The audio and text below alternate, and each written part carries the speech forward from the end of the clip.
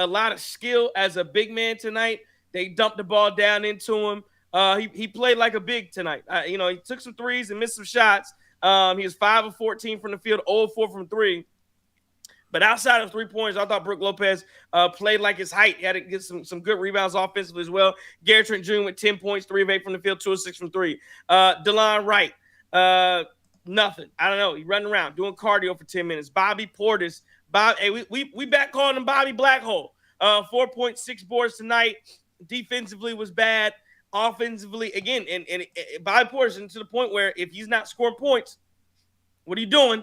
Pat Connaughton, 5 points, 2 rebounds. He was one of the main guys out there. It was white on white crime. Payton Pritchard's out there. I mean, just torturing him. It was bad when I was looking at Pat Connaughton, especially in that first half.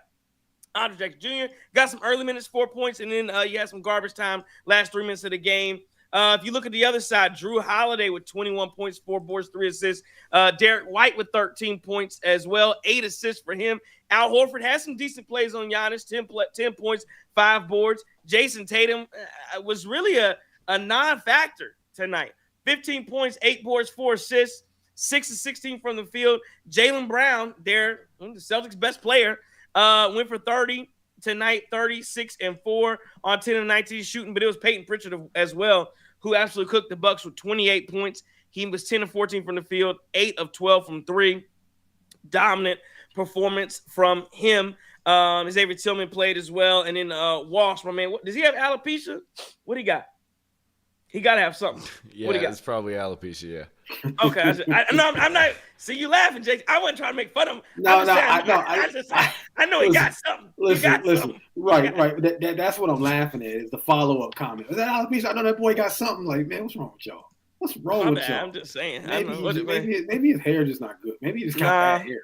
There's something going on there, man. I don't know. I ain't on that man's head like that. Nah, I'm not. Well, I went on his head. I just see eyebrows, all. That boy smooth. But clean. But if he has a condition, I apologize in advance. Somebody let me know. I just don't know. I'm just looking at him.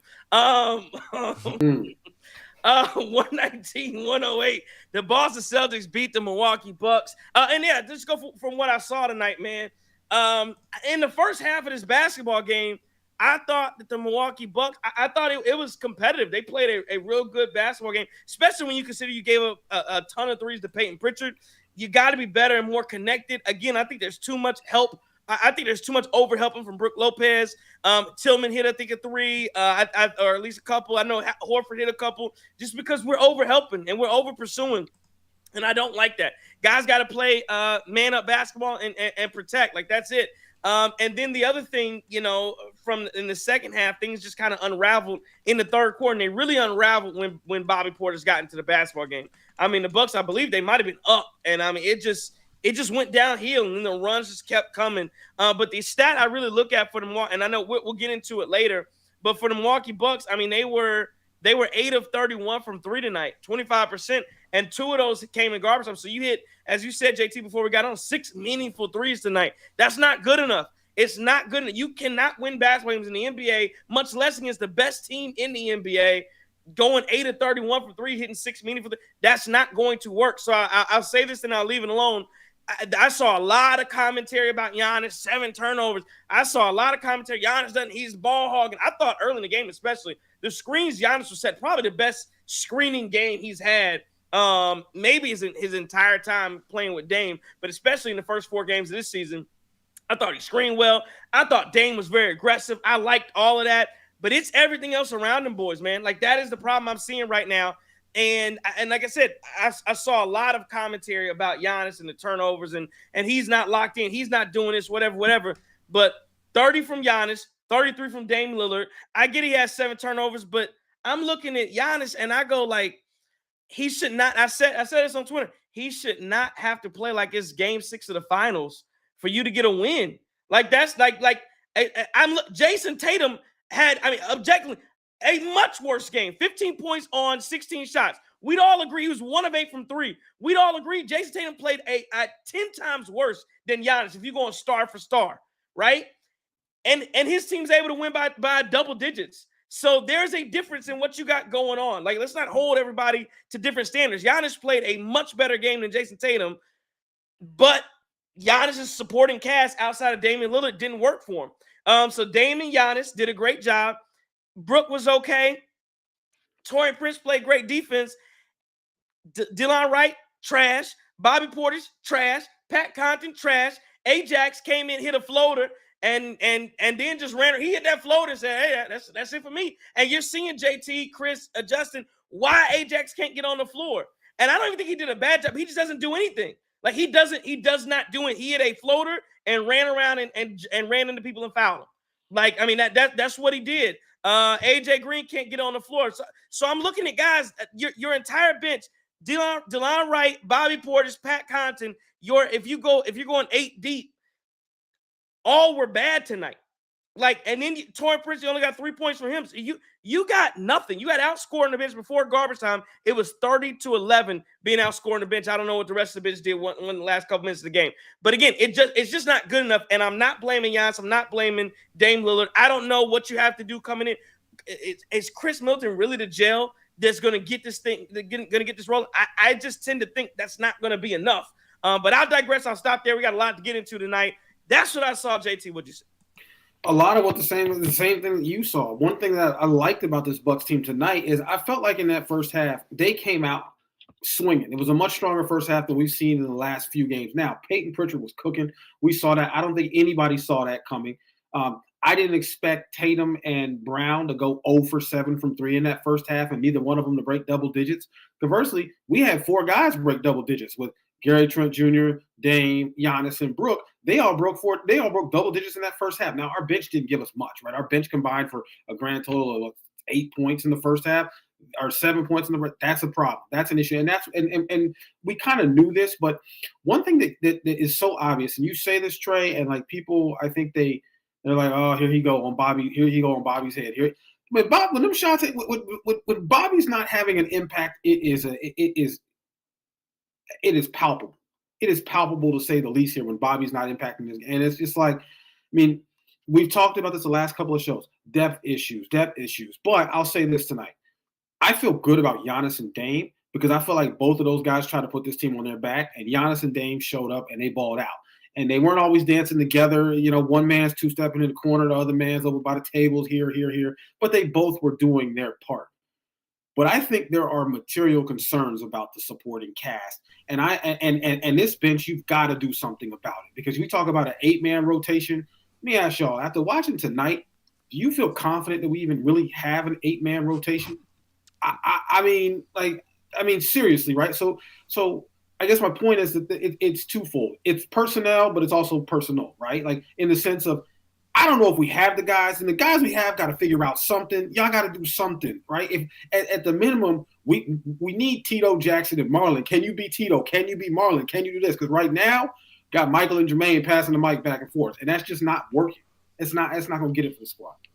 Yeah, to me, I think we've got to figure it out. This is bad. I think you saw the effects tonight of second chance points opportunities. I think those did a ton for Boston, just being able to get out there and tip the ball around and being able to keep possessions alive, value possessions. What we talked about all last night, really, it just didn't happen again. I thought the effort was a little bit better today, but when it comes to the glass, like Boston was able to keep up so many possessions and keep it on their side of the floor to where they were getting a ton of threes. And then also defensively, like we're over helping again. Like this is another situation where we're taking all the stuff we did last year and we just threw it out there again this year.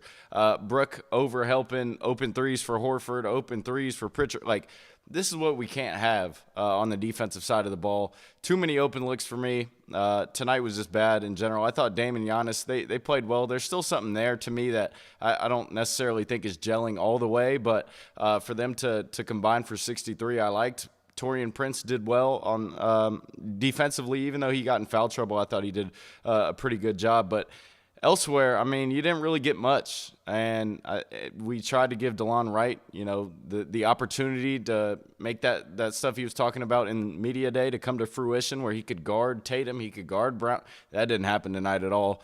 It was just we just let it snowball into a game versus Boston, and then I think another thing that we struggled with last year was like maintaining the ability to stay in games, and tonight we just gave it up. Like giving up those back-breaking runs at the end of the third quarter, at the beginning of the fourth quarter, it's very difficult to stay in games, and I thought it was just a recycling effect of what we saw all last year. Back-breaking is crazy. Okay. Go ahead, Justin. I feel like we might as well just get it out the way right off the rip, man. Like, I can't stand Tony Brothers officiated basketball games. Part of the reason why those runs happen is because he's calling offensive fouls on Giannis for clearing a one arm from a 7-foot, 200-something-pound dude. Then you let Giannis go down there and get mugged all day. I mean, Ajax for some of those fouls, probably so. But hell, you got to call the same thing on the other end. You letting Jaylen Brown walk around him like he in his Jordan 4s, and we ain't talking about retros. You can't touch the man. And, yo, listen, my most frustrating thing, I hate Duke basketball. I hate Duke basketball. And I think Grant Hill is just the dumbest announcer there is. I don't care. Like, I'm on one tonight. It's a great play. They're so physical. Oh, yeah, that's definitely an offensive foul on Giannis. He touched it. He ran through the dude with his arms up, and they called an offensive moving screen or whatever. Like, Giannis had what? You said 7 turnovers? 7. Probably 3 or 4 of them are legit, man. And the reason why Giannis ain't getting in this flow is because you got dudes like Tony Brothers. Shout out to when he talked about Jeff Teague's mom and aunt, too. We ain't going to forget that about you, Tony Brothers. And Jeff Teague was going to go upside his head in the game talking about who them hoes in the front row. Yeah, we ain't forget that, Tony Brothers. Like Jeff Teague said it on his podcast. He the biggest punk in the NBA. He your friend the first 3 quarters. He called a BS tech on Missoula, and then he's like, "Oh, well, let me go ahead and make it up." Hey, this is where Doc got to show that he's a veteran coach and stuff like that, man. I'm just digressing. I'm so mad. I'm still upset. But real quick, shout out to my brother because he texted me. He a legit Celtics fan. He pissing me off too. Like, I don't know what's worse. You see 2 mid-grade guards get us, and then the most garbage guard of all NBA history, Payton freaking Pritchard, getting 28 on us. He ain't scored 28 in the Pac-10. Listen, man. To your point, Justin, I think that I 100% agree with you on some of the calls. I thought they were bad. The one you're talking about where Grant Hill somehow the physical screen was one where Payton Pritchard hits a 3 in the corner. And I mean, you're literally watching the replay of Jrue Holiday. I believe he was holding Taurean Prince from getting out there. I mean, it was a clear offensive foul. They don't call that. And then, I agree with you as well on some of those fouls that they got on Giannis, the charges where, I mean, you saw Jrue Holiday. These are just flops. I mean, guys are just flopping.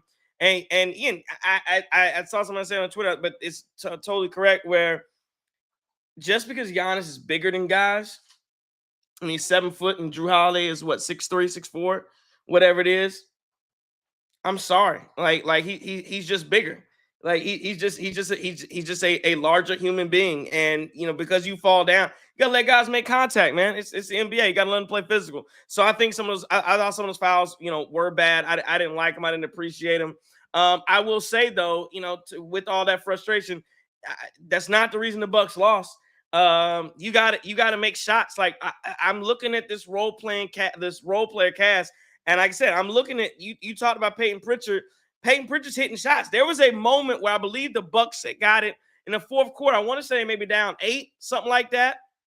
And I believe there was either a steal, loose ball, whatever it was, and they're going down, and Giannis has the ball going down, flips it over to Gary Trent Jr. It's a transition 3.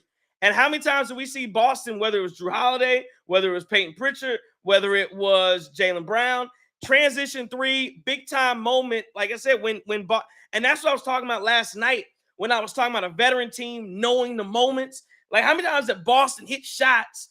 They're on a 7-0 run. Like I give you 2 examples. Boston's on a run, And they didn't break up any of their runs with bad shots and bad possessions. How about I give you the first half? Now I will go on Giannis for a second. How about the first half? You end the first half with two back-to-back terrible shot 3-pointers from Giannis. Then he misses a layup. Then Ajax comes and shoots. I was there 4 possessions at the end of the first half where you have, for whatever reason, just terrible shot selection. And again, those are like the moments I look at when you talk about a basketball team, a veteran-led team, and they just don't understand what you're supposed to be doing, when you're supposed to be doing it. But again, on that play, Garrison Jr. is down 8. Jack hit. You got to hit those. Damian Lillard had one in the fourth quarter too, where a beautiful pass from Giannis in the corner, wide open, just missed it. And it's like that's the things that contribute when you can only make 6 threes. I don't know where they got to come from, but again, these role players, Brook Lopez has got to find his 3-point shot. Taurean Prince, again, I appreciate the effort for the Prince and Garrett Jr. are bringing to the basketball team, but they got to hit shots, man. That's the name of the game. You've got to hit shots. I do think this effort beats a lot of basketball teams in the NBA. It just wasn't good enough to beat the Boston Celtics tonight. Yeah, I mean, look, Payton, again, 5 for 8 in that first half from 3. He finishes the night 8 for 12 from 3. To put that in perspective, he matched our entire team's 3-point output. One player on their team did tonight. And we talked about it before. You had the 6 meaningful threes. So, yeah, Payton Pritchard just completely torched us from the 3-point line himself. And again, it just didn't look like we were lost on some of those, right? Some of those threes looked like they were wide open. It just was one of those things where we did not adjust. But I agree with you. I don't know how much do we put on Doc for schematically, right? You got to do something. And how much of it really is just our players. If you don't have the horsepower, you don't have the horsepower. And I think that's a painful realization to have. But guys, I mean, we keep saying we've ran back this core 5-6 years. We ran back this core for a while now, 4 or 5 years at this point. And it's the same issues. It's the same issues over and over again. So something has certainly got to change. You can't keep doing this because, again, one, what team in the league are you going to beat going 6 for 25 from 3? Not many. That's exactly what I'm saying. Like you're just not gonna do it. What team in this league are you gonna beat when your bench combines for like maybe 15 meaningful points? Like not many. That's exactly what I'm saying. Like it's the same thing. I was glad to see Giannis and Dame compete tonight, though. I thought the Giannis and Dame compete. I thought this team in that first half. They were competing. I mean. But yeah, it fell apart there in that third, and we all kind of said it. It's like we said these comments, but we didn't want them to be true, right? We all said yesterday, all right, well, there's a good chance to be 1-3, and the first half it gave me hope, and then the second half gave me reality. Well, and that's the difference between us and the Celtics right now, at least for me. Yes, we got contributions from Dame, from Giannis. They played how they're supposed to play, top 75 NBA superstars. But then where's the guy that can go for 28, 29, 30 points off of our bench? Where's the guy that can heat up like a microwave and go 5 of 5 from 3 in a stretch and just keep us in it or give us a 15-2 run? We don't have that. We don't have that right now. And I don't know where you go looking for that because at this point, the guys that we are bringing out to do that, they're not worth a damn. They're not worth anything. So I think that's the most painful realization when it comes to a game like this. Sometimes these teams are just built better. They're built better than you right now, and that's what I see. I thought we built bad, like a woman with a short torso. We just built bad. Yo. Yes. She might be a 10 in the face, but when nothing else is there, it's difficult, right? So say the Bucks got a bad body like Chris Christie. Yeah. Look good sitting down, huh? That's what it is. That's what it is, man. We got Dame and Giannis, sexy as hell, and then the rest, yeah. So that's what I see at least. Sorry. That's crazy. That's what I see. All right. Hey, shout out to the dude in the chat calling me chubby. That's funny. I don't think I ever been called chubby ever in my life, but because them Celtics play ethical basketball. But anyways, in the first half, man, I saw some great action with Giannis and Brook, and then we kind of just went away from it, man. And you putting Jason Tatum, who can't guard, and Jaylen Brown definitely can't check him. on the block, and Brook was murdering them. He's killing these dudes left and right, and then we go away from that. That 2-man action with Giannis was great, and I wish we could have incorporated some of the perimeter stuff. In fairness to the, what was it, 8 for 30? I can't even remember. But Dame did get 3 shooting fouls from the three-point line to kind of offset that a little bit. True. But, I mean, I'll agree with you right now. They're a better team, but down low, that's where we got to kill these dudes. And my guy Bobby got to be better down low. Like, you got to get buckets on these dudes. There's no one on that block that should be able to guard you. Horford's he's our most decent defensive defender down there. That was a tongue twister. But you got to cook these dudes, man. Like, the drop step to Brook was crazy. Giannis did his thing in the middle, and then there's no one else in the middle that's doing it. And that's where Bobby got to step up and be the mayor. If you're going to be the mayor, bro. Put them dudes in the basket. It's election season, and I don't know if the incumbents are going to win with Bobby Portis as the mayor right now. That's how I'm feeling on Bobby Portis. No, listen, man, that'll get you. In some cities, that'll get you recalled. Boy, don't play. Term limits on Bobby. Let's and then people are calling for term limits. How about let's go to the chat. Marvin Harnell Lee says trade away the cancers of this team. Bobby and Pat Connaughton, trade away the cancers and we'll roll. Bolton 77 says still want to give them some more time. This is what we're going to get for the rest of the season. Besides Giannis and Dame, what else you got? Nothing. Now again, I don't want to be all doom and gloom. I get it, and we'll switch because our next topic we'll get to is are the Bucks in panic mode. But let me say in the chat for a second, because Bolton 77 says, this is what we're going to give for the rest of the season. Do you want to give them more time? They're 1-3. I get it, but you're 4 games in. Like, the season is not. It's a long season. The Bucks won a championship. We talked about the other night. Bucks won a championship starting 1-2. Bucks also won that same championship. I believe they started off 5-5, if I'm not mistaken, in 2021. But what else do you have coming in? No, you got Chris Middleton coming in. Like Chris Middleton stabilizes a lot. Now you hope you don't need Chris Middleton to win a bunch of regular season games, but let's not act like Chris Middleton is some slouch. He's going to play a huge part of this, and that's why I want him playing, really. Stephen G says this team lacks tremendous depth, which explains why the second half meltdowns in the past 3 games. And then Todd Merrill says Bobby was bad. He was. See, Ajax is a fouling machine. He can't play either. I get a couple more here. 78 Sports TV says Doc needs to sit Pat down and stop playing D. White, dude from Hoosiers. Smoke Pat all night long. And then Quick Draw McGraw says same culprits: Pat Cardio Connaughton, Lost Boy Bobby P, and No Show Middleton. But I want to jump to our next topic of the night, which is where are you right now on the panic mode? Are you panicking right now at all? I'll start just really quickly say no. You're 1-3. I'm not panicking.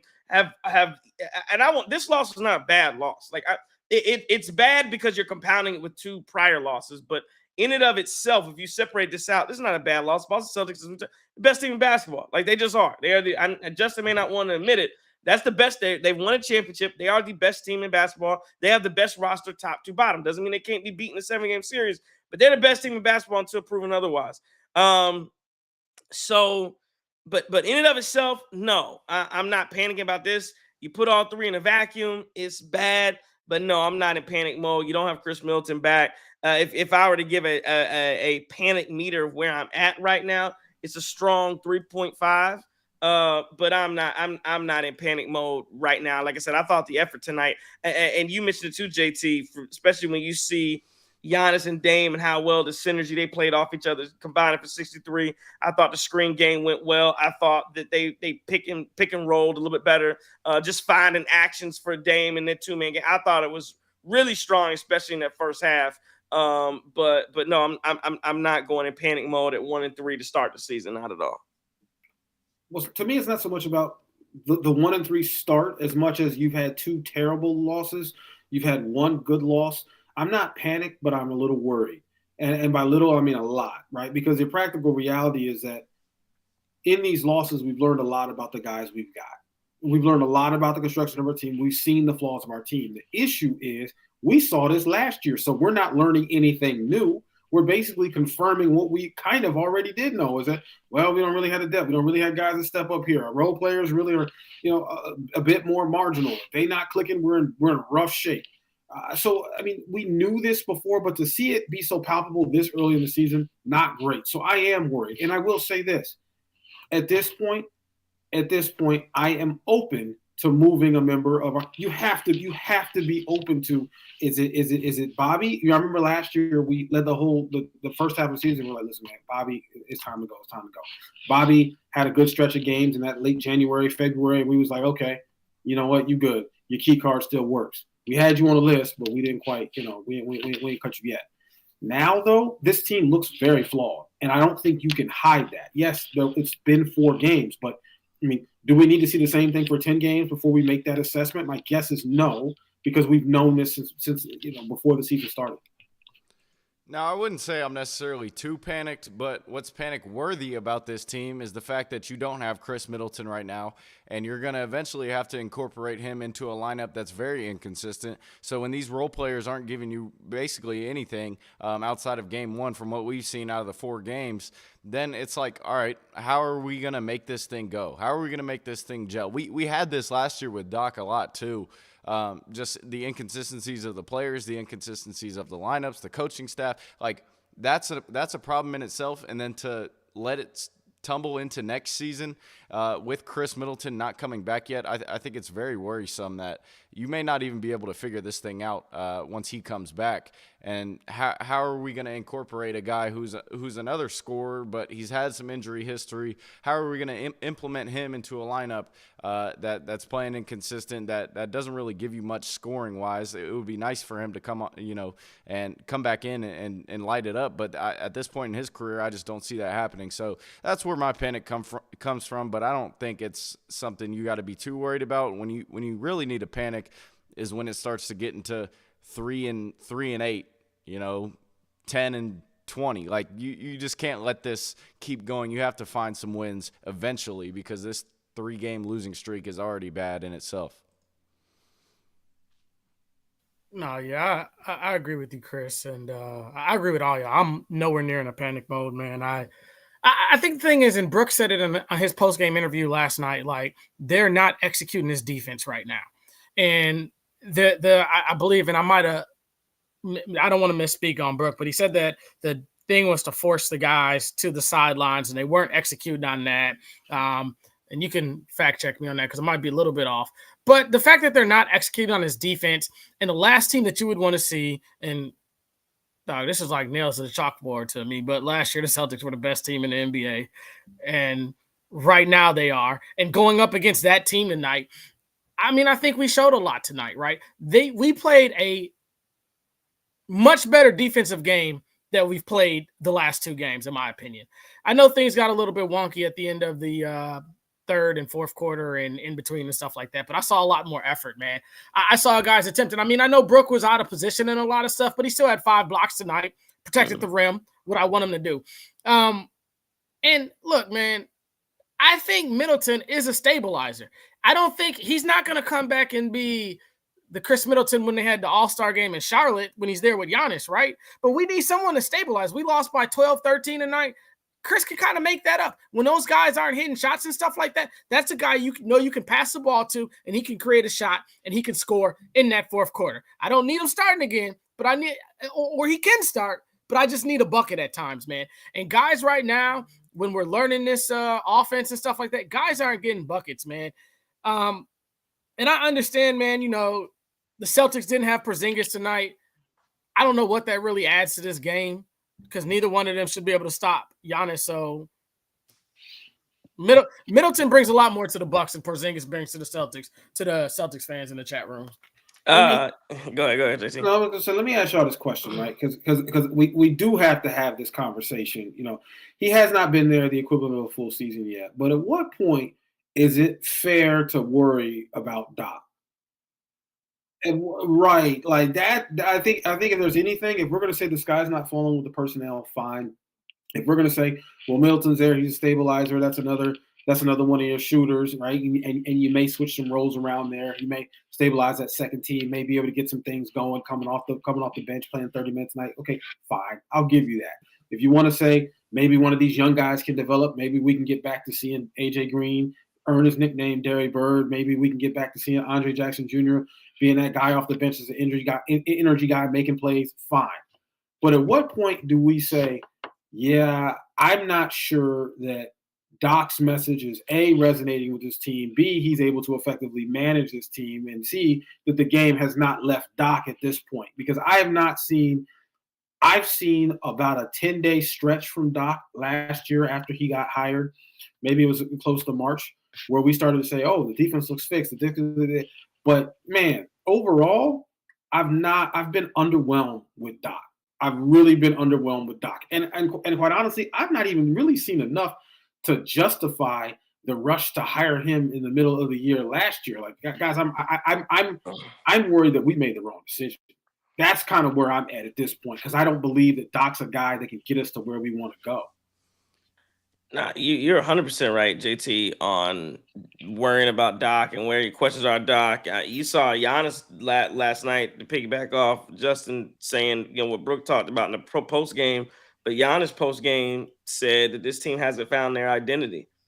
And if you remember, that was the first thing. If you remember, the first thing Doc Rivers said when he got to the Bucks, when Adrian Griffin was fired, the very first press conference, he said, I looked around. These guys don't have he said, these guys don't have an identity. I said, they don't have an identity. I don't know what the identity of the team is.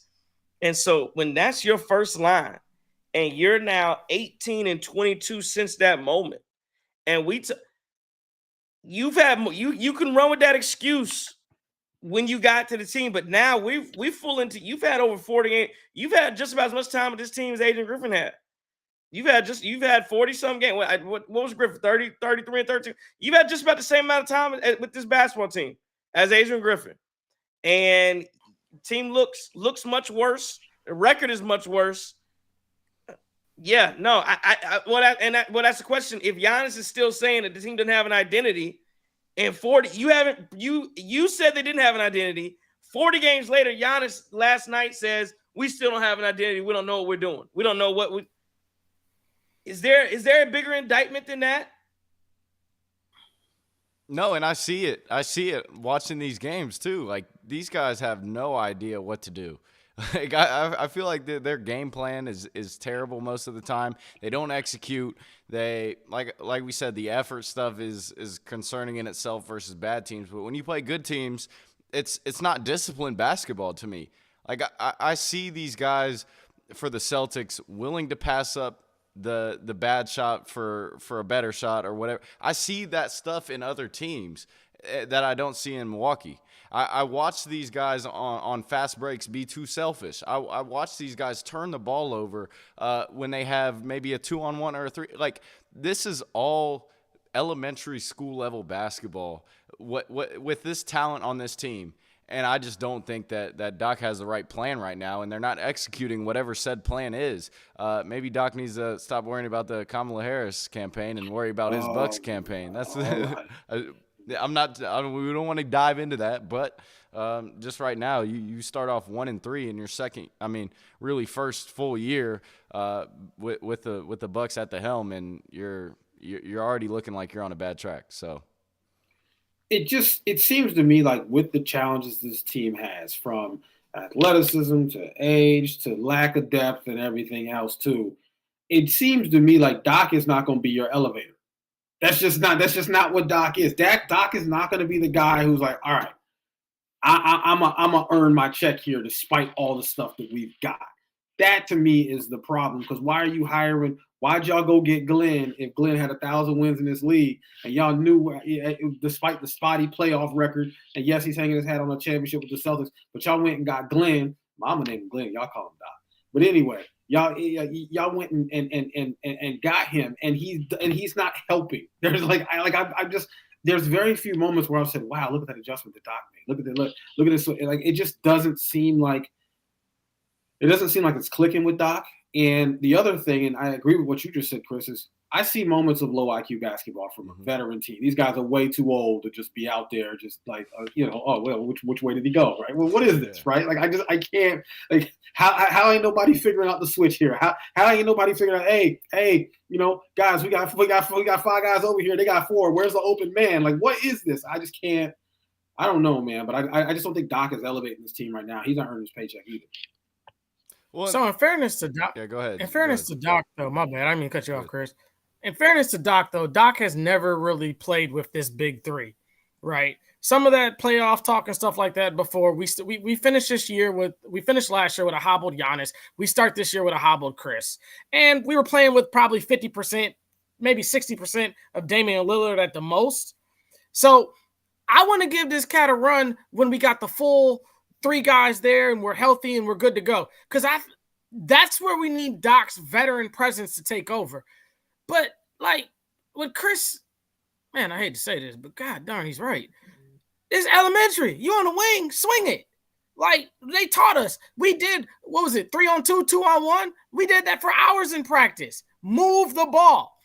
But I think a lot of this is what we're seeing. This is our preseason, guys. This is Dame working out with Giannis because Dame was Dame was working out in the summer, and Giannis was playing for Greece. So I think we're going to have these roadblocks right now. If these losses happen in January, February, March, separately, instead of consecutively like they've happened, I think we're having a much different conversation about it. We're talking about how we stubbed our toe, and we should be playing better basketball. But I see a lot of talent here. I'm still really hopeful in this team, and I really think we got the necessary stuff to had that parade in our city. So we need to go to Memphis in the next game and have a parade in their city and then bring it back to the mill.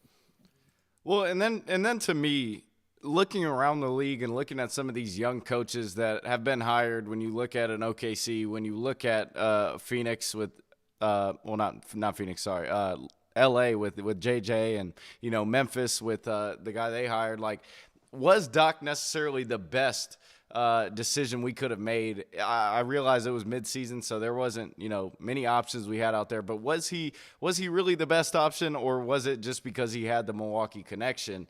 And I think that's also a point that needs to be raised sometimes. So I think that it might have been forced just because he had the Marquette connection, he had the experience. But when you really look at his resume as a whole, outside of Boston, what is it?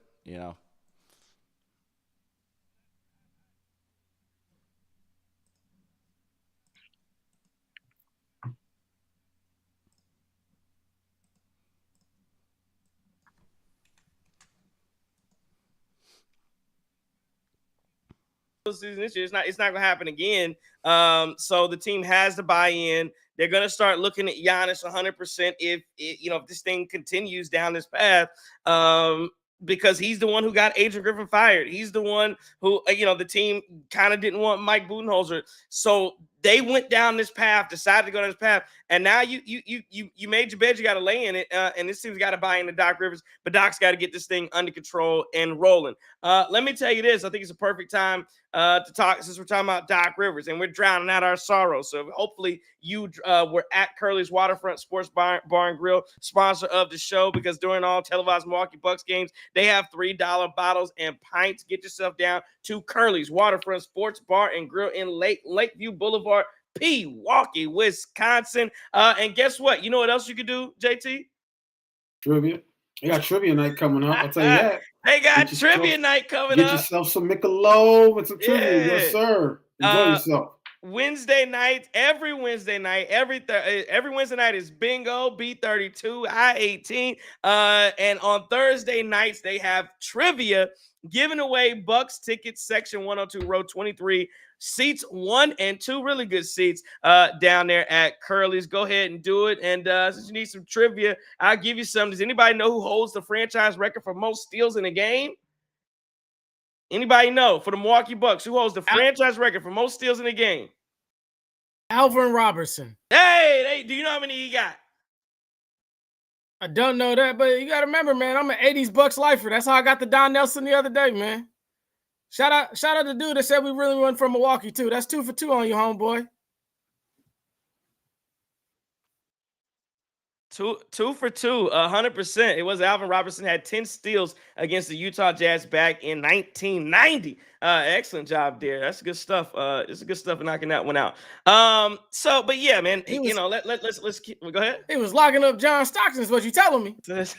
Hey, Listen, man, John Stockton. Boy, John Stockton out there wearing them bike shorts. I can't with John Stockton. Alvin Robinson might be the best defensive player we ever had in Milwaukee, excluding no one. Excluding no one. Hey, Trey, you talking about them trivia tickets though? You talking about the Bucks tickets that they can earn? Yeah, did I go out before that? Did my mic go out before that? We probably cut you off, but it's kind of. Oh, I might have cut. Yeah, so let me see if it cut me off. I thought I was talking. I've been kind of going in and out. Yes, they're giving away tickets. Section 102, row 23, seats 1 and 2 every Wednesday night and Thursday night. Bucks trivia at Curly's Waterfront Sports Bar and Grill. Go down there, man. Pewaukee, Wisconsin. Go out to Curly's and support. Proud sponsor of the Cream City crossover. Quick Draw McGraw says this is a clown show with the Bucks right now. In State of Mind says everybody's saying fire Doc. Who we gonna get? Quit playing backseat GM. I think you're right there as well. There's like I said, there's nobody to go get right at this time. If you're looking for the Milwaukee Bucks and you're trying to figure out what they can do, who they can go get there in. There's just nobody out there. Let's go to the Twitter and see what we got there.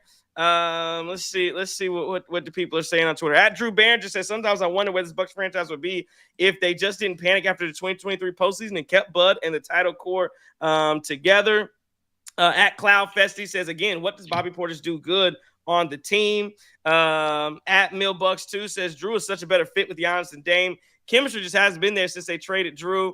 Defense has been awful. Pritchard torched us. We have no answers. At Cam Rolfe says, I feel like this is salvageable, but there's a lot that needs fixing from a roster perspective and a coaching perspective. At Chris R_Christian Ford says, can't win, and that's where we'll stop. Says, can't win this NBA without threes. Last 3 games has been the same thing.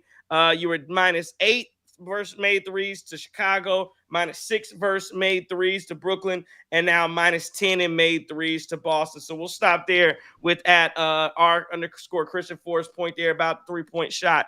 And that's what I was looking up. I think I was doing too much when my computer started freezing there.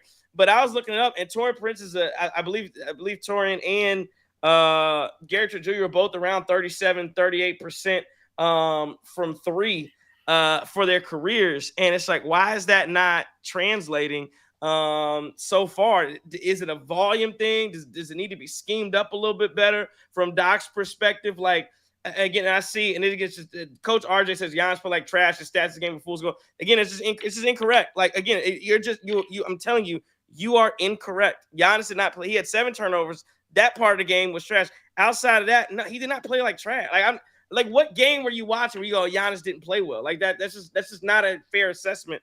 Did he play like it was? Did he put up 50 and go 16, 18, 17, 19 for the free throw? No, he didn't. But to say he didn't play well, that's just not a fair assessment of what happened. And again, Coach RJ, if you're looking for a guy who didn't play well, the guy who didn't play well was Jason Tatum. He didn't play well, and his team was able to win by double digits. So don't give me like you got to. They got to play lights out for you. You shouldn't have to do that. No, y'all should not have to be. I mean, again, he was. I'd say Dame was maybe the best player on the floor tonight, but he shouldn't have to be like the MJ, in Game 6 for you to win a regular season game. Like, I'm not going there. But back to my point, is it a scheme thing? Do they need to scheme up more threes and more open looks for Taurean Prince and Gary Trent Jr.? Do they need to just pull more? I saw one where DeLon Wright was like, he was just scared. Like, in the second quarter, he gets in wide open for 3. He takes a step, pulls up, moves forward, then throw. It's just like, dude, like, what? Shoot the ball, man. What happened to AJ Green, who used to knock down threes? Pat Connaughton hit the guy who's been missing every 3 he takes. Brooke Lopez has been missing threes back to back, left and right. What is going on with this basketball team in a 3-point shot? Well, I saw Giannis attempt 2, his first 2 of the season tonight. Yeah, that was rough. Yeah. Yeah. To me, I can expand on this a little bit. I think some of the looks are bad, to be honest. I don't think their looks are great. I think I saw a couple of Gary Trents tonight that were just forced over a jumping Al Horford or whoever it was, contested threes. And then on top of that, like I think this is the thing with, having Giannis as your primary guy and having Dame, like they're going to get some decent looks. They just got to knock them down. But for the most part, to me, I think the looks really just haven't been there because you're really what else do these guys provide other than threes? What else does Taurean Prince provide you other than threes? If he's not backdoor cutting, if he's not getting offensive rebounds, where does his looks come from? And I think it's pretty easy to scout, to be honest. And that's the same thing with bringing Pat off the bench. It's the same thing with bringing AJ Green off the bench. They know these guys are in there to shoot threes, and it's easy to scout for when Bobby's off, when Brooke is off from three. So yeah, I just think this team is very easy to defend right now. Yeah. I mean, so can I pivot to one thing real quick? Go ahead. That question. So the conversation about Pritchard torching the Bucks, and it's because we don't have Jrue Holiday from the Twitter comments. Like, can we stop acting like people didn't torch us when we had Jrue Holiday? That's part of the reason why he's not here no more too. True. Like the thing is, our 3-and-D dudes, if they were 3-and-D tonight, we win this basketball game. And then you finish up the first half and go back to that. You had Giannis taking a three, you had Ajax taking a three, and then to Chris's point, you had Trent Jr. taking an ill-advised three. Those are 3 bad shots in a row. This is part of the team. This is part of the problem of the team not gelling and being together enough during the offseason. So, like I said before, man, these are the bumps in the road we're going to have until we kind of gel together. And once we figure this thing out, I do think we need Chris Middleton, but I don't think Chris Middleton is the savior or the one that's going to deliver us from this root of bad shooting. I think we need these dudes to play. I think I said it last night. Or if I didn't, I said play to the back of their jersey. But now I need you to play to your basketball card. You said 36 or 37% shooters. Hey, Gary Trent Jr., I remember you on the Raptors last year. You torched us a couple times. Mm-hmm. They had nobody else worth mentioning. So we just got to – I think a lot of these guys got to figure out where their shot is, what's a good shot, and what's not a bad shot. I got a question before we go tonight, too, because I heard something on the radio tonight that I want all 3 of y'all to answer.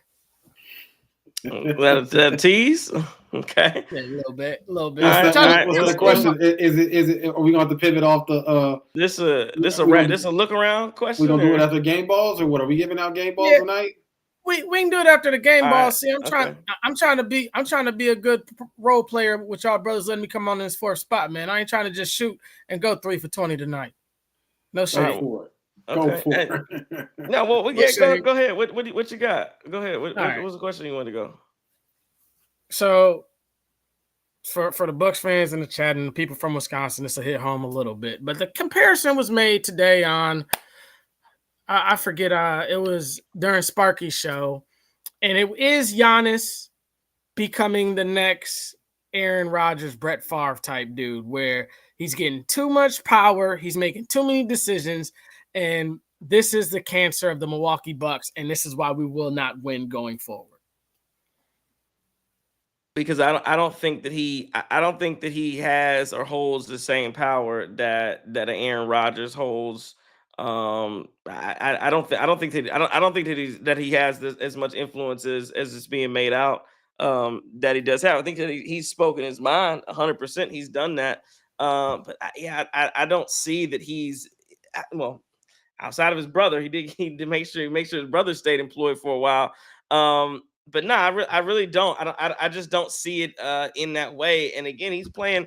Despite what Coach RJ wants to say, again, RJ is a 76ers fan. He's talking about Big Al's blocking. He had a couple blocks and got 30 put on his head. Like, what are we talking about? But he flopped a couple times too. Yeah, and he didn't even get any of those charges. The charges came, I think, on Cornet. Maybe one.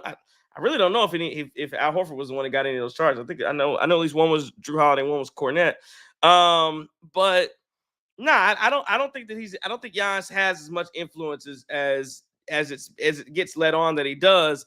Because again, I just go back to I go back to that series against the Miami Heat when Giannis should have gone and defended or guarded Jimmy Butler when everybody's boy Jrue Holiday was getting torched and Jimmy Butler's looking at him saying, "I own you." And they asked Giannis, "Hey, why didn't you guard him? Why didn't you get on him?" He said, "Well, coach, I do what the coach tell me to do." And that has always been that's been his thing. And we know there's a lot of players out there that would have said, "No, hey, no, I got him. I'm going to go get him."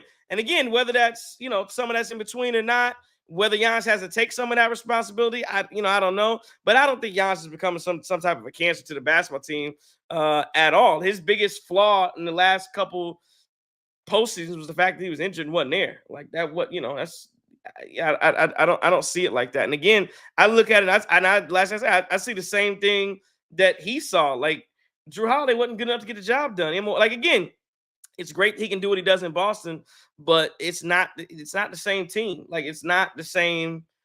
It's just not the same thing. You don't have the luxury of being the fourth, fifth guy. You don't have the luxury of just coming down hitting a three occasion. Like you have to run the offense. He doesn't have the same responsibilities that he would have in Milwaukee right now, being where he's at in Boston and being able to basically be that guy that stands in the corner and is able to basically be that role player to do the dirty work. Like just a totally different role.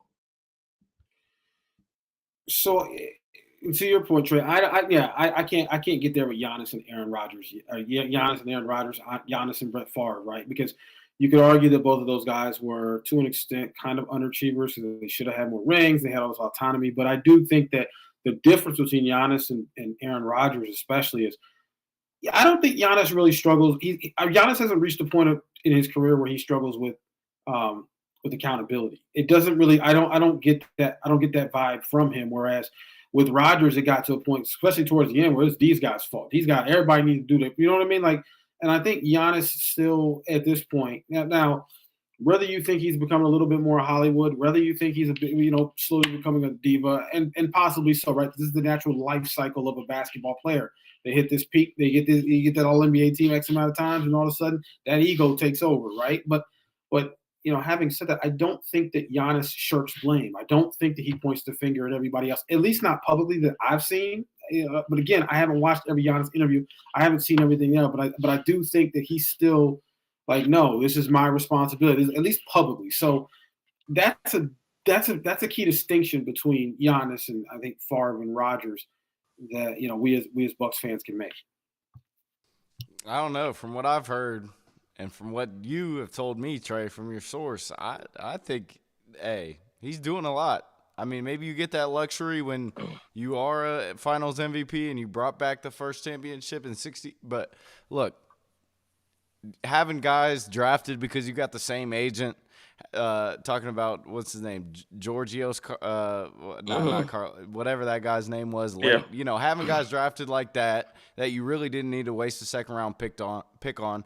Having guys hired and fired, like doing both of that, like that seems like it's a little too much power in itself.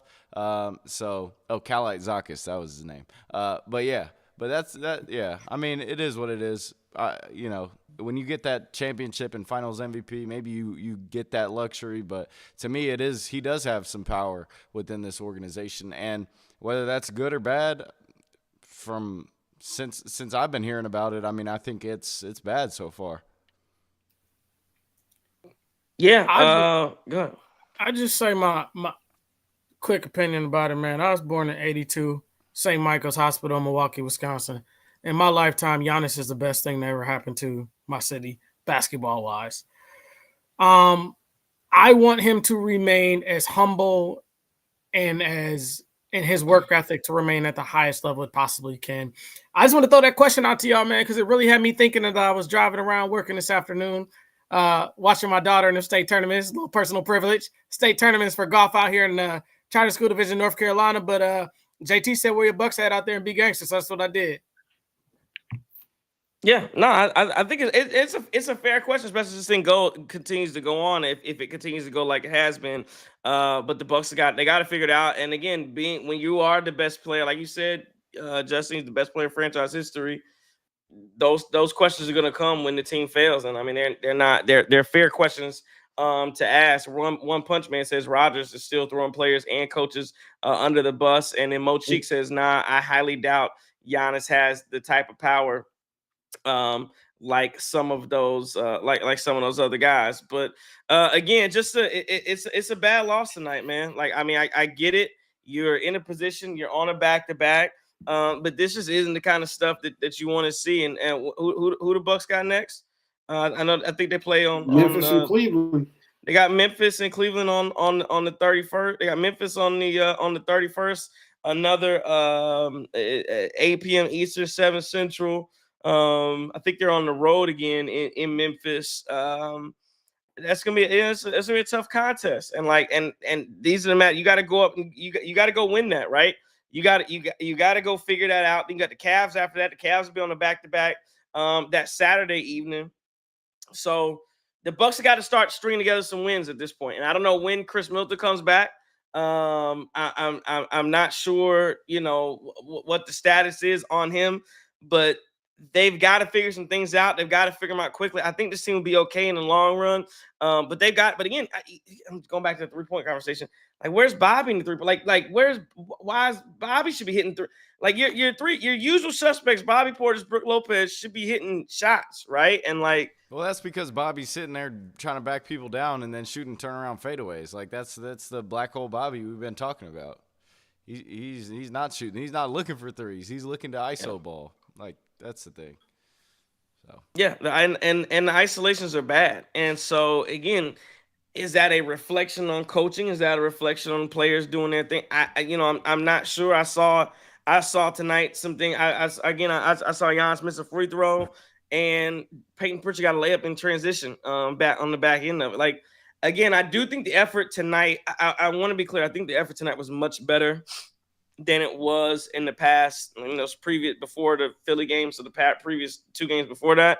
But again, it's just not enough if you want to beat the defending champs, and the Bucks are going to have to go back to the drawing board. They lose it tonight, 119-108 to the Boston Celtics. Let's do some game balls. Who you got? Anybody? I'm gonna give tonight's game ball. Last night I was and I stand beside it. But tonight I'm gonna get a game ball to Dame. I thought Dame showed up. I thought Dame really tried the ball. I thought Dame and Giannis, they did. I'm assuming one of you guys gonna give it to Giannis. I'm going with Dame tonight. The final line for Dame was what? Was it 33, 7 and 7? That's right. And look, I thought Dame and Giannis again. I'll say it. I'll echo it in the background. I'll hum it in the background while you're saying it. Right. At the end of the day, Giannis and Dame did enough to help this team win this game. Everybody else did not. Well, what did Doc Rivers say he wants for this team? That is, make sure the ball is popping around and make sure these guys are being unselfish. That's what I saw from the Boston Celtics and Payton Pritchard tonight. And just Payton Pritchard reaped the benefits of being the guy that was open most of the time. So I'll give him the game ball. I think he was unconscious from 3, and when you can't match that, it takes you out of games. Like I said, we need somebody that can heat up off the bench and give you 3 straight threes and go on a 9-2 run, stuff like that. And I think Payton Pritchard took advantage of that. And I'll give it to him. As much as I want to give a Bucks player the ball, we haven't seen it in 3 games. You know what's funny? That's really funny. Because as much as I hate the dude, I was gonna give it to Payton Pritchard too. Oh wow! I really was, because you got all these clowns in the chat giving me the stat rundown from Oregon. Look, I watched college ball. I know the dude got buckets in Oregon. It was facetious. Read in between the lines. But I'm gonna actually give it to Hold on. Is it Oregon or is it Oregon? I just gotta know.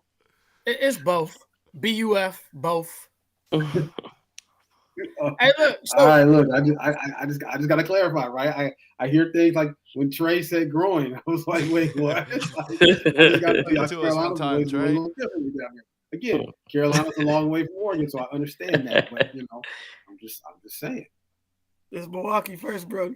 Hey, look, so man, like I really want to be a homer. I want to give it to Giannis.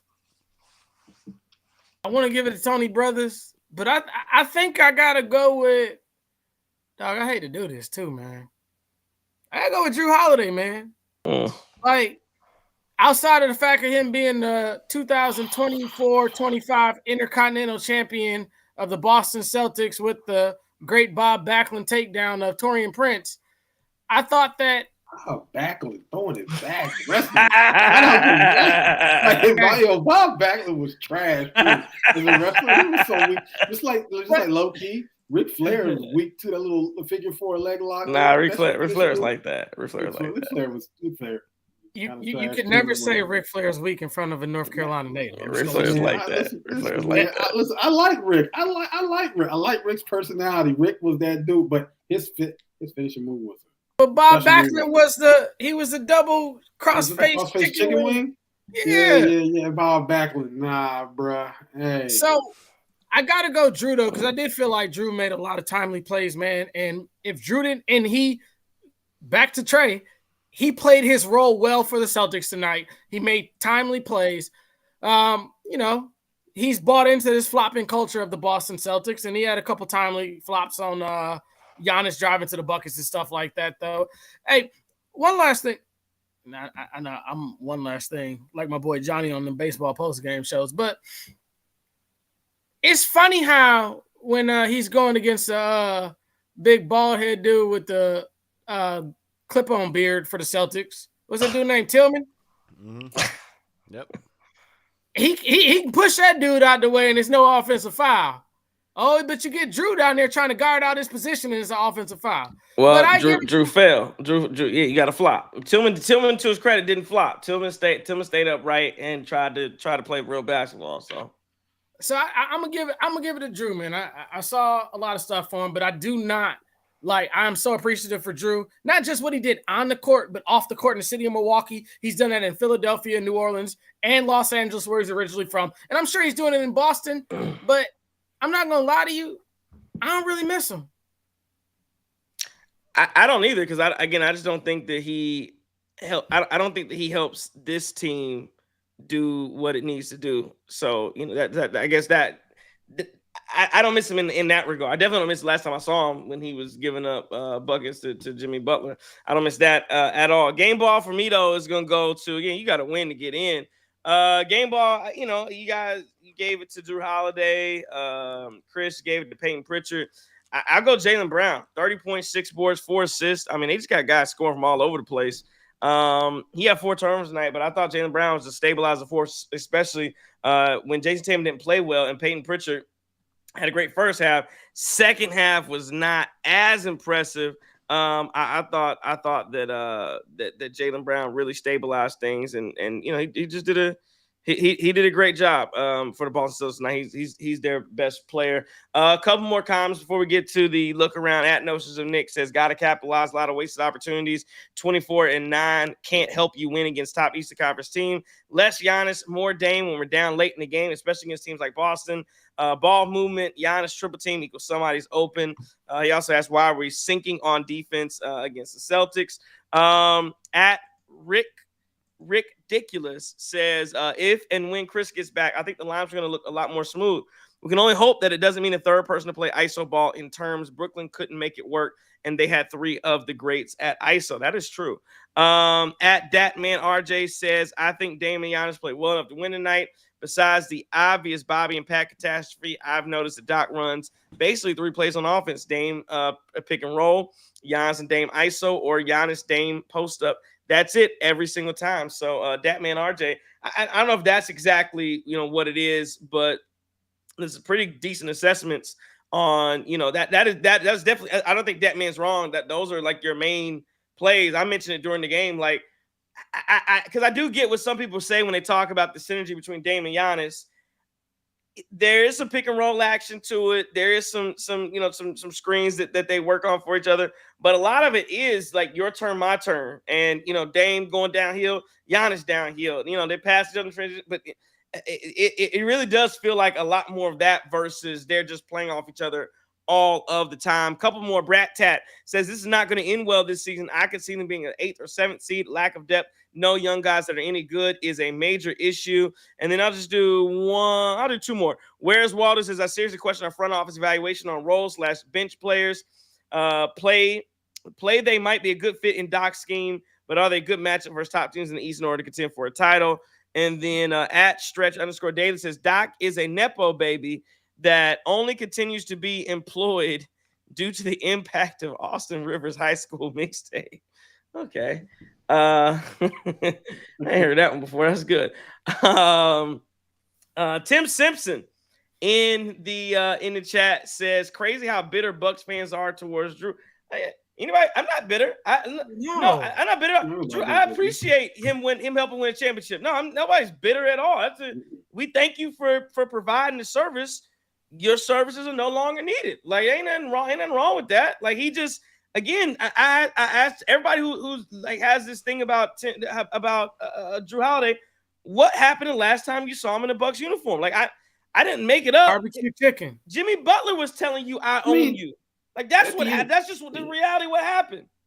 Listen, man. At the end of the day, though, Jrue is in the conference. It is what it is. Like I can only wish you the best so much when we got to play you and you went to the best team, right? Like I appreciate what he did here, and I'm gonna put some respect on his name as a Buck. But at the end of the day, I am not about to cheer for you when you playing for the Boston Celtics.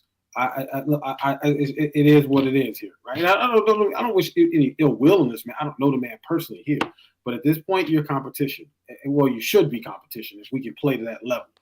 But I don't have this nostalgia over Jrue Holiday because every year in the playoffs, what happened? Going so hard on defense, the legs were shot on offense. And then the last year he was here, he was going so hard on defense and it wasn't working. And the legs were shot. It's just, it is what it is, man. Jrue got us there, and it's cool, but it's over. It's over. Yeah, there's definitely no hate for. I mean, dog, did you not hear what I said? I was so thankful for what he did on and off the court. I don't know how you get more respectful of a former Buck other than that, man. Like, we love Jrue for his time here, but like Trey and JT just told you, he ain't here no more, dog. Right. So I can't rock with you. The only positive in seeing these sorry Celtics that I hate so much, because again, born in 82, Celtics been kicking our ass since 82. The only positive about it was Jrue, he a good dude for what he does off the court. He got another ring. But other than that, dog, I hate it. And it ain't no hate for Jrue. It's hate for the Celtics. Right. I hate all teams equally. So if you ain't on the Bucks, I mean, I'm sorry. Now he said he got another gold medal in the ring.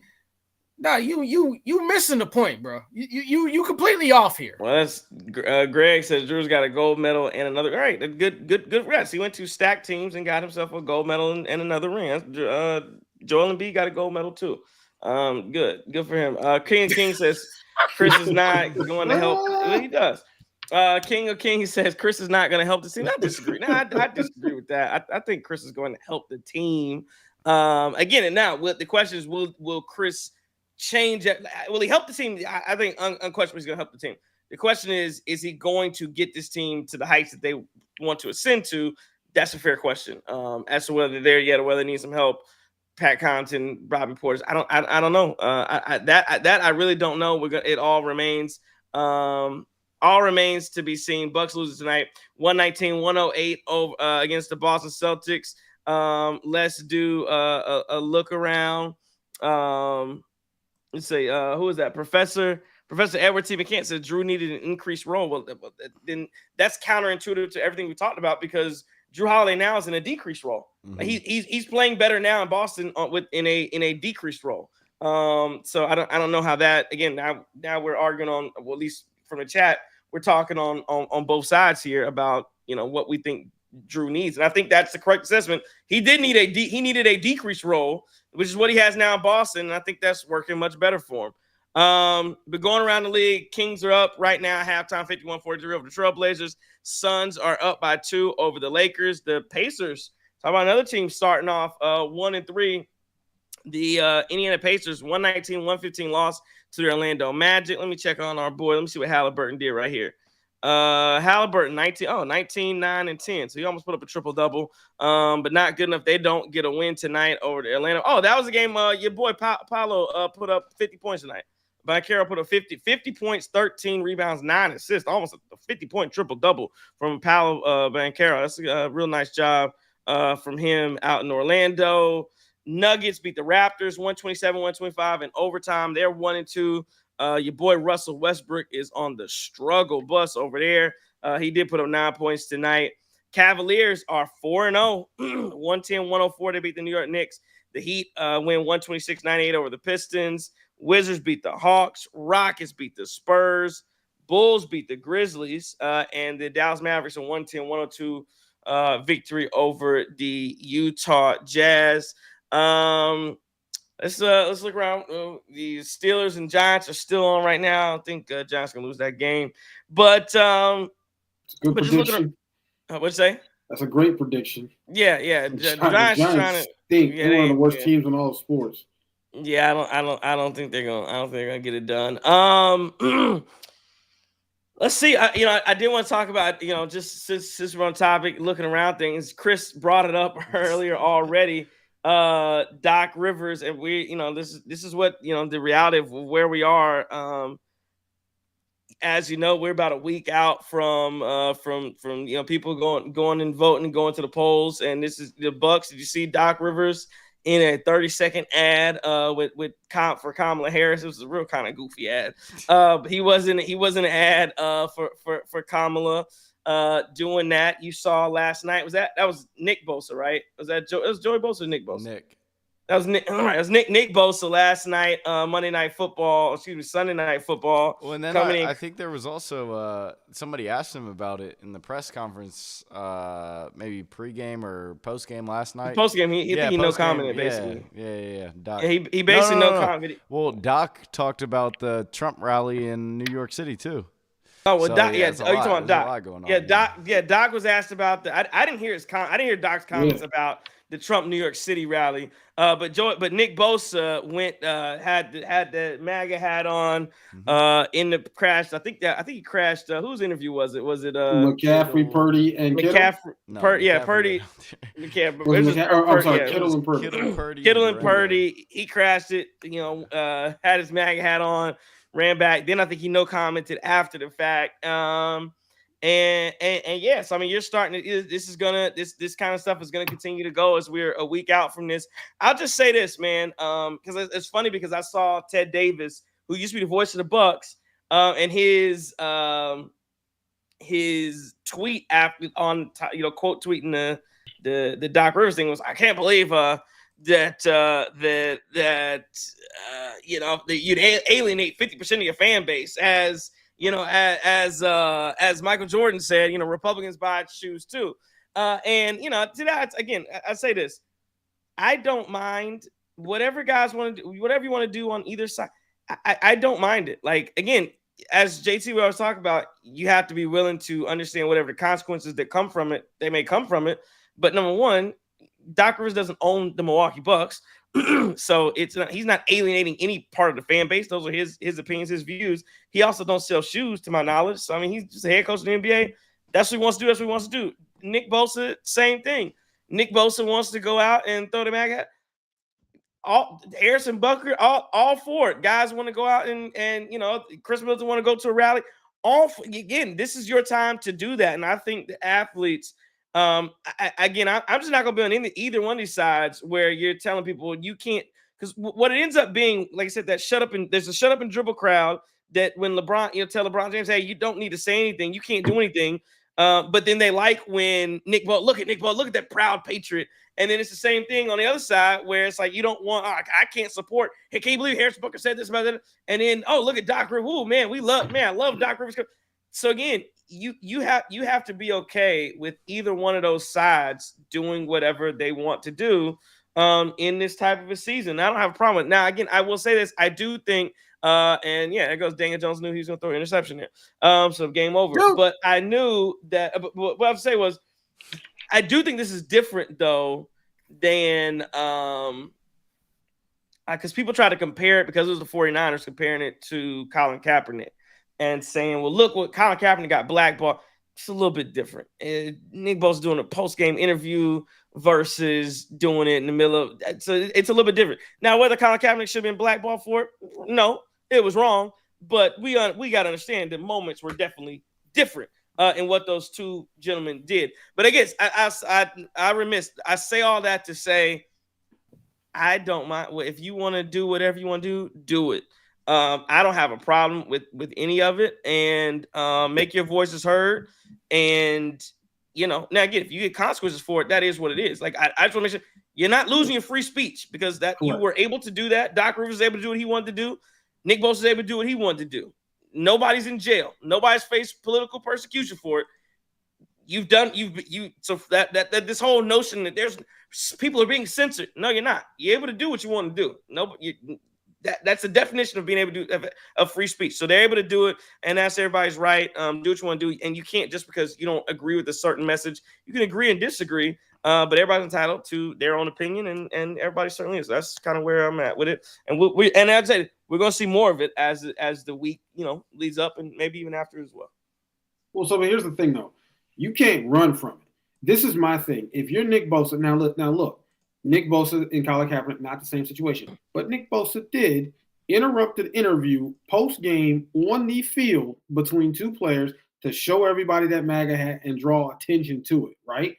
I'm not knocking him for doing that. What I'm going to say is now all of a sudden your political views have become fair game. So you can't get mad when reporters and everybody else are asking you about this stuff because you've done that. You have now injected that and made it clear. You weren't even being interviewed and put the hat on. You jumped in somebody else's interview, which is wild because most of the time, when you do jump in somebody else's interview, it's to big up them.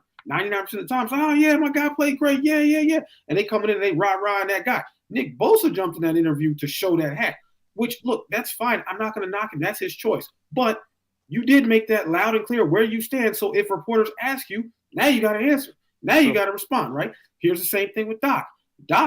Doc's taking it a step further. Doc has become a surrogate for Kamala at this point. There's no question about that at all. And at the end of the day, he's got to step into that. If he's going to be asked these questions about politics, you might get asked questions about politics all year. You've opened that door, and it's now fair game because you've done that right now. Doc hasn't necessarily done it in the Bucks, during coaching or anything, or maybe not necessarily during the game, but Doc has commented on it. Doc has expounded it. Doc has made it clear on where he stands. So, this is for any player, anybody. If you're going to do this, you got to lean into it. And if you realize later that it wasn't the right decision, oh, well, you got to lean into it. But what you can't do is say, they're trying to distract you guys. They're bullying me. They whatever. They're trying to silence me. No. What we are going to try to do is ask you, oh, this is what you believe? Tell us why. Tell us what about this? What about that? And that's just kind of what's going to come with the territory. Yeah, to me, I don't have a problem with anybody voicing their rights, their First Amendment right, free speech, whatever it is.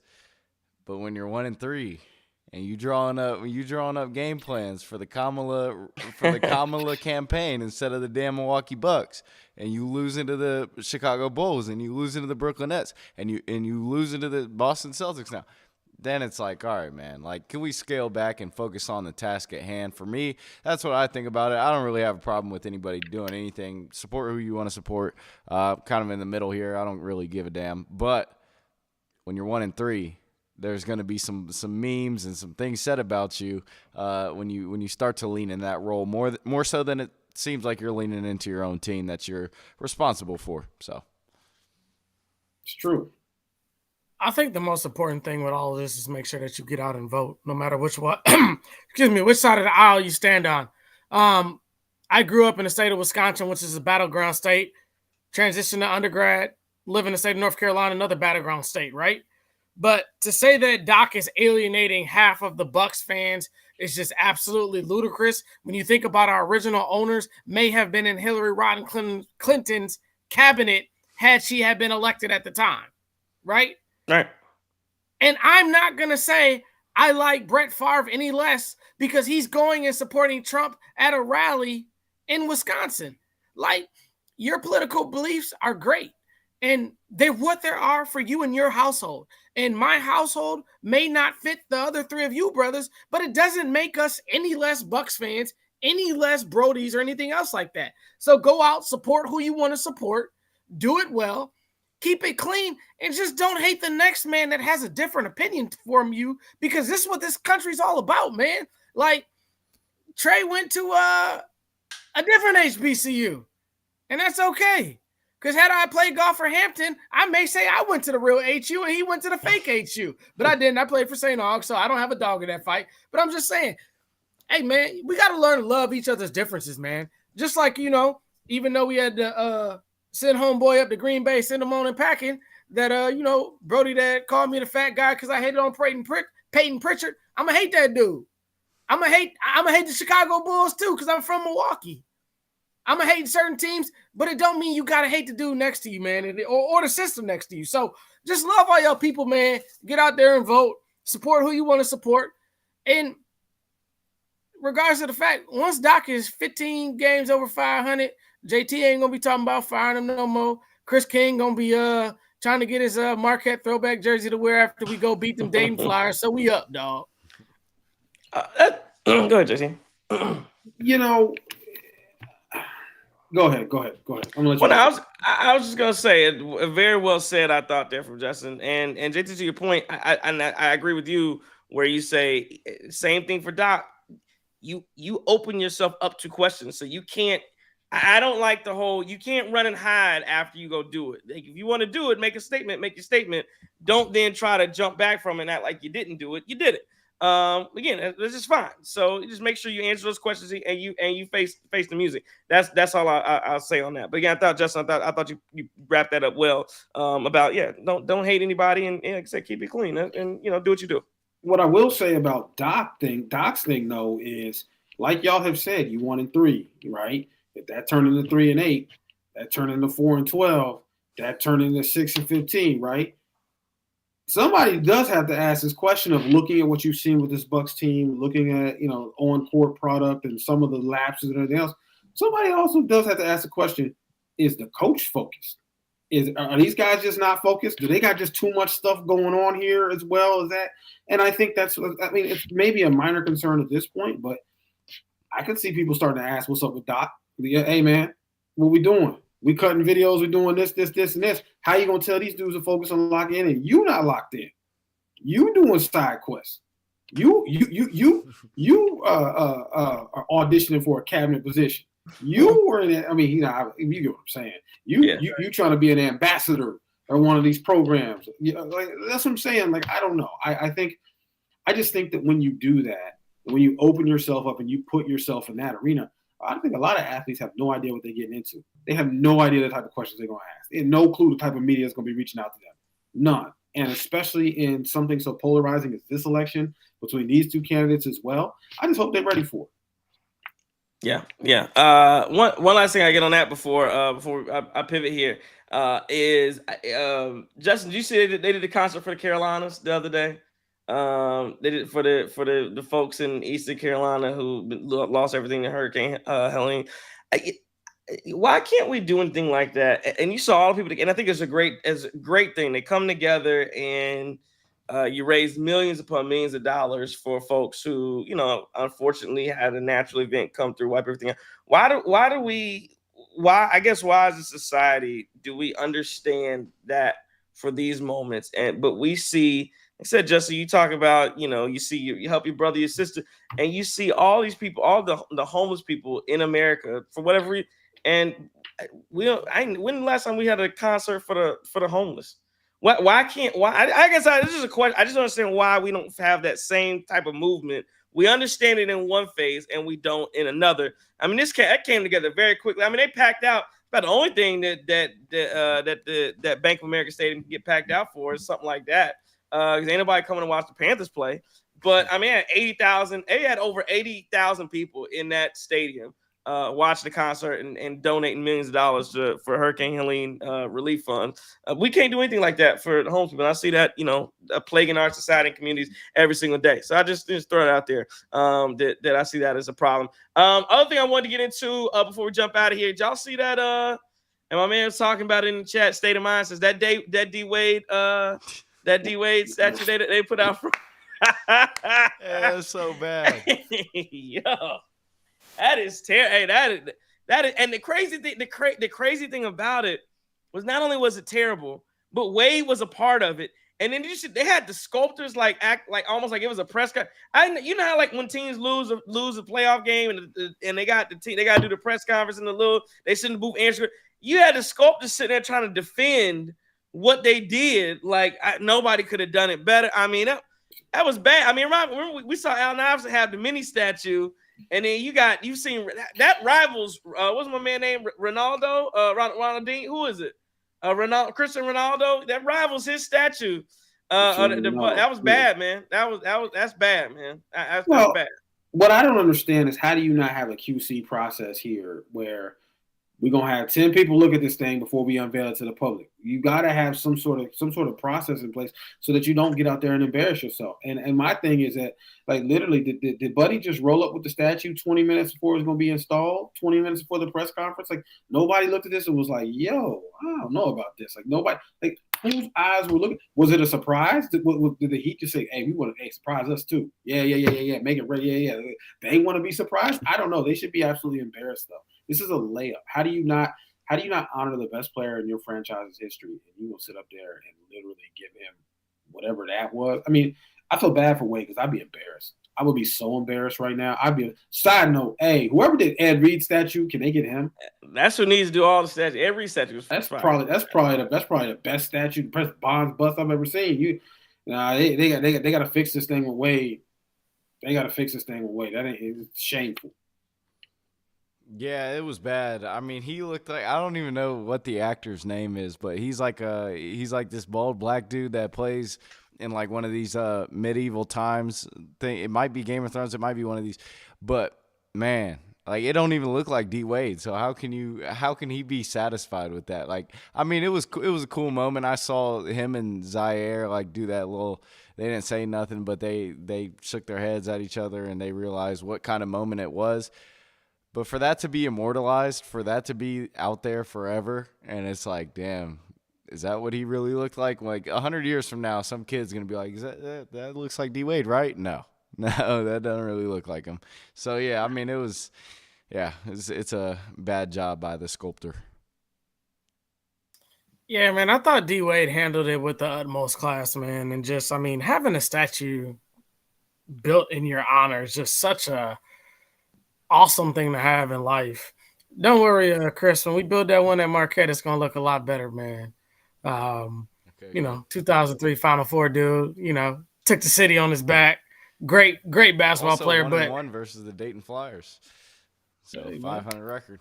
But yeah, go ahead. Hey, that's a lot better than our Bucks are right now. Yeah. Too soon. But no, man, like it's kind of goofy. I kind of think that the guy that made the statue, he's an ultimate cluck, and he's just gonna fit that cluck status forever, and that's okay, man. Goofies get a check too, but hopefully, what he'll do from this is he'll go learn from it and he'll improve it. Like it's a statue, you can improve it. You can make the dude look a little bit better. And where was Gabrielle at in all this thing? Because you gonna let your man out there looking like that though? Shout out to JT because I know that might have been your angle, big dog.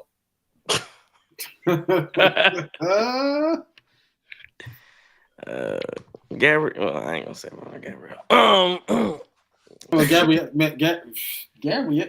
Side note: Speaking of why, did you see the daggone jiu-jitsu man done got Giselle pregnant? Yes. Did you see that? And he's a whole 10 years younger than her. Oh, I know Tom is tight right now. I know Tom is tight right now. Take advantage of your opportunity. That's what. Joaquin, right? Yeah. Joaquin working on this, boy. Wow. Should have known something was up when she needed three sessions a day at jiu-jitsu. Should know you paying for 3 sessions of jiu-jitsu a day. Right. Hold up. Hey, man, right. Got homework. Right. She training. The best part is she got a job, too. Why couldn't she got that jiu-jitsu before the Packers played in the NFC Championship game and really messed up his head? Like, if we're going to benefit from him, let's all the way benefit, though. I mean, my boy Rodgers in darkness were chased because of that. It was the 4,200 yards the next season or whatever that was that just broke the camel's back when he came back. That's what it was. She just wasn't there yet. It was simmering. It was simmering, but breaking backs. She just at least I said broke the camels. I mean, y'all talking about breaking backs. Oh, hey, yo. Oh man, Y'all killing me. All right. 119-108. The Boston Celtics beat the Milwaukee Bucks. Let's take it, man. Any final thoughts? Let's go around the horn and give you final thoughts on a 11-point loss to the Boston Celtics. Bucks are now 1-3. Take it away. It is what it is, man. Got to get it. Again, we're in the pain cave right now. You got to find a way to get out.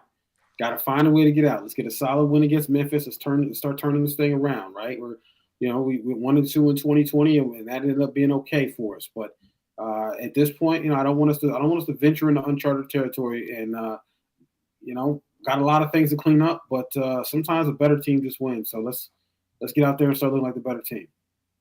Adjustments to be made down the line. We've got to figure out a way to fix this stuff. Especially going in and playing a Memphis Grizzlies team that, underperformed last year, so they might be out for blood already. I think we just got to be able to get back on the right track. And if we can stack up a couple wins and then that snowballs into a nice win streak, I think we're not having these same conversations we had all tonight. And so I think it's just got to look at the positive side of things is if we're able to get some wins down the road, all this stuff we talked about could potentially be thrown out of the window. Yeah, no, 100%. It's early in the season. This will be something that hopefully is an afterthought as the season progresses and as we continue to move beyond and past it. But right now, that's at the front of mind. As the Bucks can't get over the hump right now, and they got a Memphis team coming in, then they got a Cleveland Cavaliers team that's undefeated, and so got plenty of opportunities, plenty of chances to right the ship and get things right. But right now, just they just aren't there. And there's just this, I am positive and encouraged by what I'm seeing from Dame and Giannis. Like, I think on most nights, if you can get 63 between Dame and Giannis, most nights in the NBA, that's going to be a win. So, let's keep up with that. And then let's find guys that can fit things. They can find guys that can fit with this basketball team and get themselves back on track. Justin, you wanted to say something? Yeah, I just want to say before, in closing out, man, like I'm a basketball fan before I'm a Bucks fan. So just to I respect you Boston Celtics fans. I really hate to say this, but I do. Y'all, great basketball team, well-coached team, well-organization, deserve it, champions. You came out, you gave it to us. Shout out to my brother Dom. Like y'all did it tonight. I still hate you and I hate y'all. And it is what it is. Benzino's a trash rapper, and that's what we're gonna sell to Boston. Keep your lobster rolls over there. But going Benzino forward, from Boston, huh? Is Benzino from Boston? Oh, for sure. I didn't know that. Okay. He stabbed her own. Never mind. We'll keep going. But we need the doctor. He stabbed Paul Pierce. No. The homie of the homie, and that's how Source Magazine took off allegedly. Oh. But Okay. There's a little bit of facetious in that. But, hey, bro, there's a lot of truth in that stuff, too, allegedly. Hey, look, allegedly. Man, you say it every night, though, bro. The doctor writes our prescription. I got to get a prescription in Memphis, dog. Listen, but I'm not worried. 1-4, 2-3, whatever. Like, we about to come with this smoke. And when we looking back on this, and we in December about Christmas time, we about 6-7 games over 500. Middleton cooking, this dude cooking, that dude cooking. Ajax in there getting buckets and popping dudes in the mouth because he gonna pop somebody in the mouth now. That's my guy. We gonna be all right, man. This team's gonna go a long way this season, man. No pause. Oh man, Thunder review. I gotta hold it down for my light-skinned brother, man. Hey, and real quick, I don't think I'm not looking for Bobby to play ISO and stuff like that. I just feel like Bobby said this whole year he got something to prove. So prove it, dog. Hoop. Like all these dudes got to hoop, man. If you ain't hooping, we can't use you, bro. That's true, and I think they're gonna be. I 100%. Again, we're not at time yet, but if this continues, I do think Horse gonna have to make moves Horse gonna have to make moves at the deadline. But and they're gonna have some hard moves. There gotta be some things that that will be quote unquote blockbuster. Because you cannot have this a result where you get out in the first round again next year. It just can't happen. Steelers are 6-2, Giants 2-6. Man, Mike Tomlin is the best coach in all football. Let's get out of here. Wrap this thing up. The Boston Celtics win it. They remain unbeaten as they defend their championship from last year. 119-108. The Bucks don't get it done. They are back at it. I believe that's Thursday night in Memphis. We're gonna have some fun. Always talking Bucks. Hey man, tell a friend to tell a friend to tell another friend about the Cream City crossover. We're always here for you, bringing you the great Bucks content that you deserve, that you need. Hey, we're up to 900 subscribers, so hey, please like, follow, subscribe, all that good stuff. It helps us out tremendously. We are on a pledge, on a push to get up to 1,000 subscribers. So please, if you're not subscribed to the Cream City crossover, do that for us right now. Hit that button. We want to thank our sponsors tonight, Curly's Waterfront Sports Bar and Grill. You should be out there tomorrow night in Pewaukee, Wisconsin. Tell them the Cream City crossover sent you by. Go ahead and play some bingo. And then that's tomorrow's Tuesday. Excuse me. Go out. What's today? Monday? Yep. Man, my days all messed up. Monday. Today's Monday. Today's all right, Monday, my bad. Wednesday, go out to you can go out there tomorrow too, get yourself some wings, whatever. But on Wednesday, go out to Curly Sports Bar and Grill out in Pewaukee, play some bingo, get you some dubs there, and then go back the next night, play some trivia. Make sure you know that Alvin Robertson got the most steals in the game with 10 against the Utah Jazz. He was strapping up your boy could have got a couple. He might have got a couple off Malone down there in the post too. I don't know who's stripping him down there. Malone. Jeff Malone set. Had to get him in there too. Wow, boy. Sent you too. Yeah, tell him TC sent you by. Tell him the Cream City crossover sent you on by. Again, we appreciate everybody for listening to us tonight, watching us tonight on whatever medium, Twitter or YouTube. We again greatly appreciate it. Be back hollering at you soon. This has been a Cream City Media Group production from the Guru Trey Crosby III. JT. Chris King. Justin's still pissed off. If we are your enemy, it is only because we dare to tell you the truth. Don't take no wooden